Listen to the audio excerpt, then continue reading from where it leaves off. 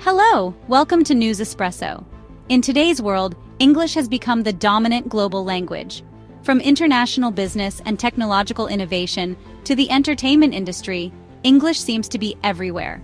But should we pause and ask ourselves, why English? Why does this language hold such immense influence on a global scale? Is it because of some inherent superiority, or is it a result of historical and power dynamics that have pushed it to the forefront? This is a highly debated question, especially among non-native English speakers.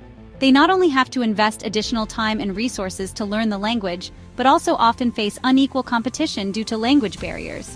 Today we'll delve into the phenomenon of linguistic hegemony and discuss whether English truly deserves to be considered the essential global language. The status of English as a global language is deeply tied to its historical and colonial background. During the height of the British Empire, English spread across the globe as a result of colonial expansion.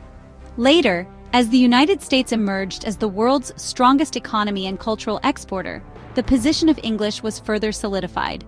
Therefore, the global influence of English is not merely due to the language's characteristics, but is intrinsically linked to political, economic, and cultural hegemony. However, is this phenomenon fair? Why can't other languages such as Chinese, Spanish, or even Arabic hold the same status on the global stage? This raises questions about whether linguistic hegemony is inherently a form of inequality. Proponents of English as the global language often highlight its practicality. For instance, English grammar is relatively simple, with fewer verb conjugations compared to other languages, making it somewhat easier to learn. Additionally, English's dominance in technology and academia means that mastering it can open doors to countless opportunities. But is this perspective overly simplistic? In reality, for most non-native English speakers, learning the language is an expensive and time-consuming process, particularly in resource-limited regions. Does this imply that the spread of English is more of a cultural burden than a symbol of progress? On the other hand, some argue that the globalization of English is a form of cultural infiltration.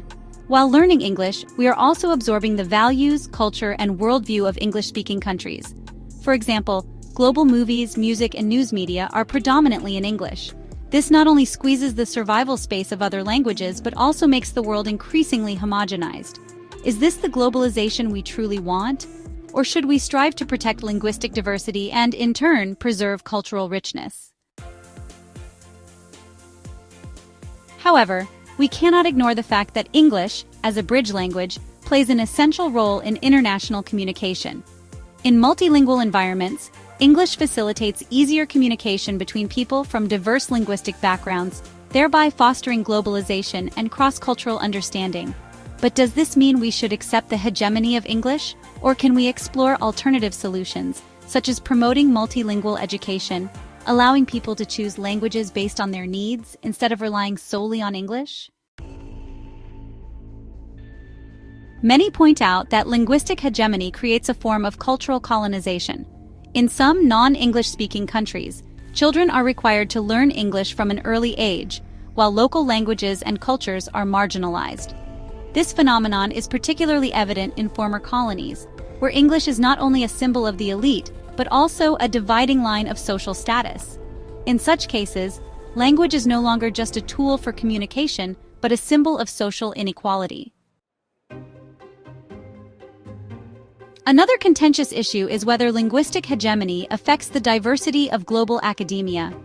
Due to English's dominance in academic fields, many non-native English speakers must publish their research in English, which not only increases their academic pressure, but may also distort or dilute their perspectives in the process of translation. Meanwhile, this excludes scholars unfamiliar with English from international academic discussions, creating an imbalance in knowledge sharing. Given these challenges, can we imagine a world without linguistic hegemony? For example, promoting multilingual policies where different languages have equal status on the global stage.